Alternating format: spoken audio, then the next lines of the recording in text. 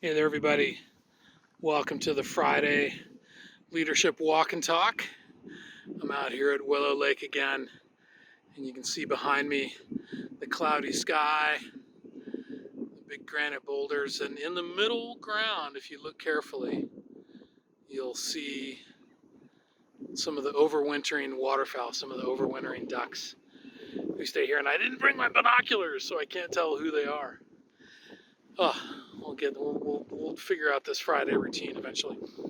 So I want to share something with you that I believe will make your leadership easier. It's going to make you feel more powerful, more confident, more resilient, a better decision maker, and a better, more charismatic leader of people. And that's this concept of integration. And it's a little bit complex, and I've been really struggling today to kind of talk about it succinctly. But integration is the process of reclaiming parts of ourselves that have been suppressed, ignored, tossed aside, pushed into the shadow, whatever you want to call it. Some of those elements include just the different emotions, and the full emotional expression often gets curtailed, especially in men. We get policed out of feeling and expressing our full emotions. And I'm going to talk about that in next week's video, so stick around, check in for that. But what I really want to talk about today is the idea of integrating some of the parts of ourselves, whether they're sort of sub-personas or even archetypes as described by Jung and Freud, the sort of different parts of our persona, parts of our identity that are sometimes almost seem independent. I know this seems a little strange, and that's why I've been having a really hard time talking about it, but it's the practice of integration that I've been doing for the last almost 15 years now has really changed how I show up in the world. It's made me more expansive, more authentic, more powerful, like I said, more sure of myself. And the reason that this is required for leaders in particular, male leaders in particular, is that we get told pretty early on in all kinds of subtle and not so subtle ways that becoming an adult man and then a leader is a process of paring away, taking parts of ourselves and putting them in the trash can, putting them in the file drawer, hiding them from others, so that we can fit the model, whether it's the man box or this sort of stoic leadership model that is so prevalent. So we lose our authenticity, we lose our fullness as humans in order to fit the mold. And so integration is about, like, you know what? There's a lot more of me that I can bring to this work. There's a lot more of me that can bring to this job that I can use to inspire and engage others, that I can use to build a vision, that I can use to be more resilient and powerful in times of crisis and change. So what are some of those parts that we might reclaim, or that have been shoved, that we've been told to shove away?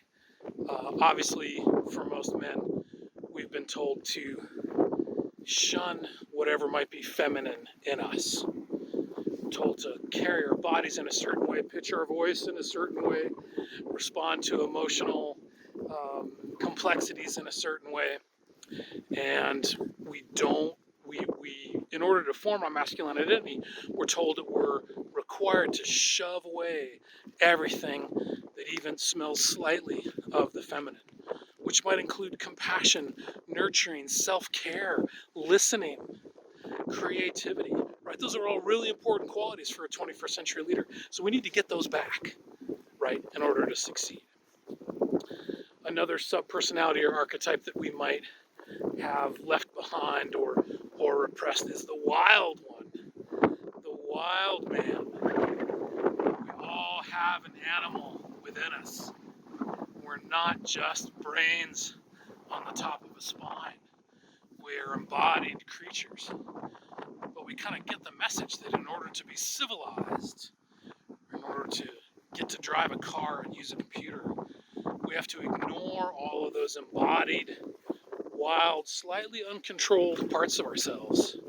And so we become more rigid, less vital, less interesting, I think, less connected to our senses, less able to experience joy and connection. And all of those parts, the intuitive, sensitive, intuitive, powerful parts of ourselves, are clearly necessary for successful leadership. And then the last part, the last sub-persona or archetype I'll talk about is the little boy, the child within us. We started off as a child, and in many cases, we're told to leave behind childish things in order to become an adult.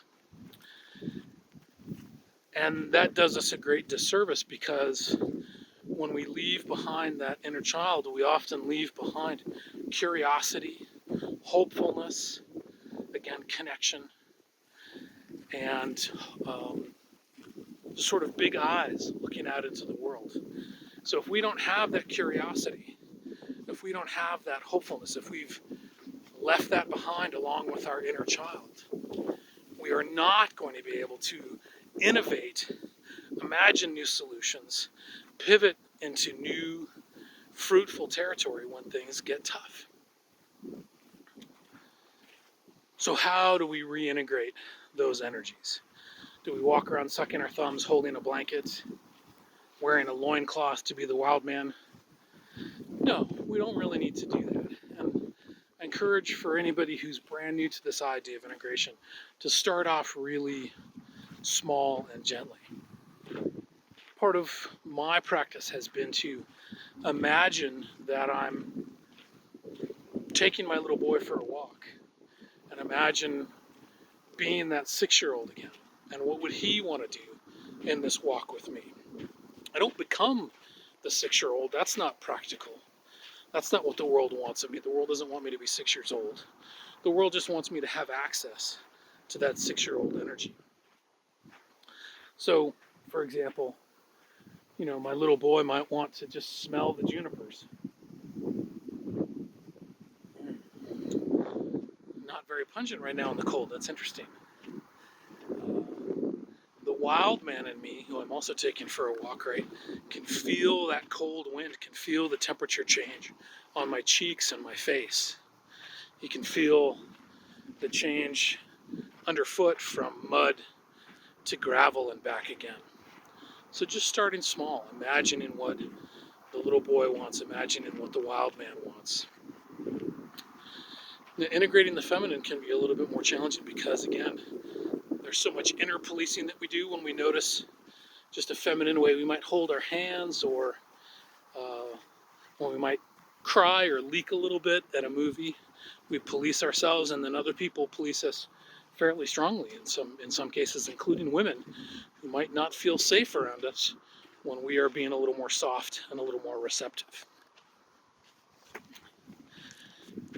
So that's why I go out for a walk by myself. So integrating the feminine might mean doing things like journaling, singing, making art, holding a child and feeling connected, holding a beloved animal or pet and letting that sense of connection and comfort and nurturing really sink in. And that sinking in, when you feel that sink in, when you feel your body relax, either around the little boy or around the wild man or around the feminine parts of yourself, when you feel that sinking in, when you feel the breath come a little bit easier, you know you've integrated a little bit.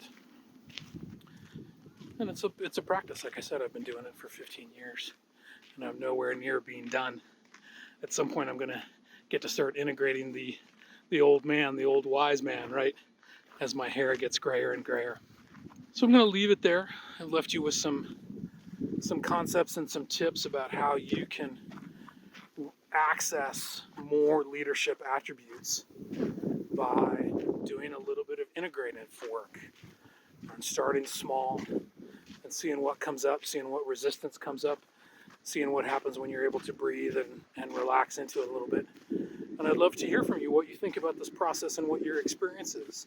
please feel free to leave a comment if you're on the YouTube page or on the Facebook page, or reach out to me via email. Tell me you think it's crazy, you think it's wonderful, whatever it is. Let's be in conversation so that we can create a community of leaders who are ready to do their best to create a world that works for all of us.